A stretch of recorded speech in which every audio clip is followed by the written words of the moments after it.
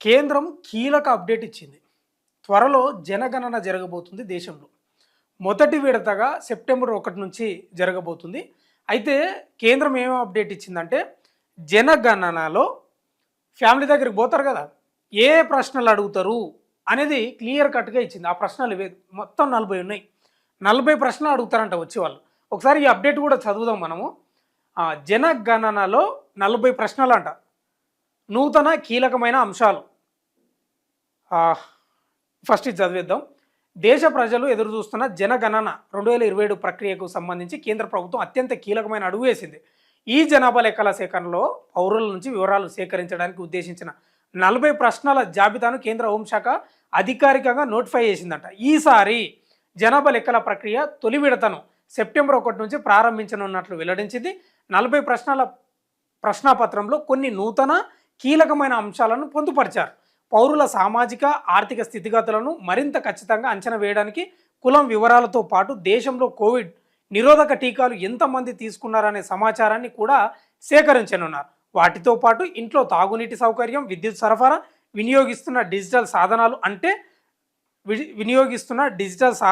అంటే స్మార్ట్ ఫోన్లు, ఇంటర్నెట్, సొంత వాహనాలు వంటి సాధారణ గృహ వివరాలు కూడా ఇందులో భాగం చేశారట. 40 ప్రశ్నల్లో ఇవన్నీ ఉన్నాయి. ఆ 40 ప్రశ్నలు కూడా మీకు చదివి వినిపిస్తా. ఈసారి జనగణన ప్రక్రియను పూర్తి డిజిటల్ పద్ధతిలో చేపడుతున్నారు. ఎన్యుమరేటర్లు ప్రత్యేకంగా రూపకల్పన చేసిన మొబైల్ యాప్ల ద్వారా నేరుగా సమాచారాన్ని నమోదు చేయనున్నారు. పౌరులు కూడా తమ వివరాలను సొంతంగా ఆన్లైన్లో నమోదు చేసుకునే సెల్ఫ్ ఎన్యుమరేషన్ వెసులుబాటును ప్రభుత్వం కల్పించిన విషయం తెలిసిందే. సెప్టెంబర్ 1న ప్రారంభమయ్యే తొలి విడతలో ప్రధానంగా ఇళ్ల లెక్కింపు, నివాస వసతుల వివరాలు సేకరించనుండగా ఆ తర్వాత 2వ విడతలో పూర్తిస్థాయి జనాభా గణనను చేపట్టనున్నారు. జనగణన జరగాలి. ఎందుకంటే దేశంలో అసలు ఎవరి లెక్క ఏందో తేలాలి. ఫస్ట్ అది కూడా తేలాలి. అయితే 40 క్వశ్చన్స్ అడిగేది ఎన్యుమరేషన్లు వాళ్ళు వస్తారు కదా, జనగణనకు సంబంధించిన అధికారులు, వాళ్ళు అడిగే ప్రశ్నలు 40 అంట. నేను ఫస్ట్ ప్రశ్న నుంచి 40 ప్రశ్న వరకు నేను స్పీడ్గా చదివేస్తా, వినండి. 40 క్వశ్చన్స్ ఇవే అడిగేటివేంటి? 1 వ్యక్తి పేరు, కుటుంబ వివరాలు. 2 కుటుంబ పెద్దతో ఉన్న సంబంధం. 3 లింగం. 4 పుట్టిన తేదీ, వయసు. 5 ప్రస్తుత వైవాహిక స్థితి. 6 వివాహ సమయానికి ఉన్న వయసు. 7 భర్త లేదా భార్య పేరు. 8 జాతీయత. 9 మతం. 10 కులం. 11 తండ్రి వివరాలు. 12 తల్లి వివరాలు. 13 వైకల్యం. 14 మాతృభాష, తెలిసిన ఇతర భాషలు. 15 విద్య, భాష, డిజిటల్ నైపుణ్యాలు. 16 అక్షరాస్యత, డిజిటల్ అక్షరాస్యత స్థితి. 17 విద్యార్హత విభాగాలు, సబ్జెక్టులు. 18 ఉద్యోగ ఆర్థిక వివరాలు. 19 గత సంవత్సరంలో ఎప్పుడైనా పని చేశారా. 20 వృత్తి లేదా ఉద్యోగం. 21 పరిశ్రమ, వ్యాపారం లేదా సర్వీసు స్వభావం. 22 కార్మికుడి వర్గం, శ్రేణి. 23 ఆర్థికేతర కార్యకలాపాలు. 24 పని కోసం అన్వేషిస్తున్నారా లేదా పని చేయడానికి సిద్ధంగా ఉన్నారా. 25 పని ప్రదేశానికి ప్రయాణించే విధానం.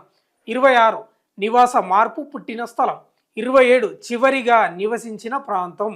28 వలస వెళ్ళడానికి గల కారణం. 29 చివరి వలస తర్వాత నివసిస్తున్న కాల పరిమితి. 30 శాశ్వత నివాస చిరునామా. 31 సంతానోత్పత్తి వివరాలు. 31. 32 జన్మించిన పిల్లల సంఖ్య. 33 బ్యాంకింగ్ వివరాలు. 34 కోవిడ్-19 వ్యాక్సినేషన్ తీసుకున్న ప్రాంతం. 35 మొత్తం బ్యాంకు ఖాతాల సంఖ్య. 36 mobile number. 37 Aadhaar card. 38 voter ID number. 39 passport.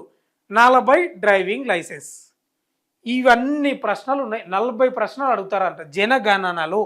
మరి ఇంకా ఇన్ని ప్రశ్నలు అడుగుతున్నారంటే అంత తొందరగా ఈజీగా అయిపోయే విషయం ఏం కాదు. ఇది చాలా టైం తీసుకుంటుంది. ఇంకోటి ఏంటంటే ఇప్పుడు ఈ పత్రాల మీద రాసేది కాదు, పూర్తిగా డిజిటలైజేషన్.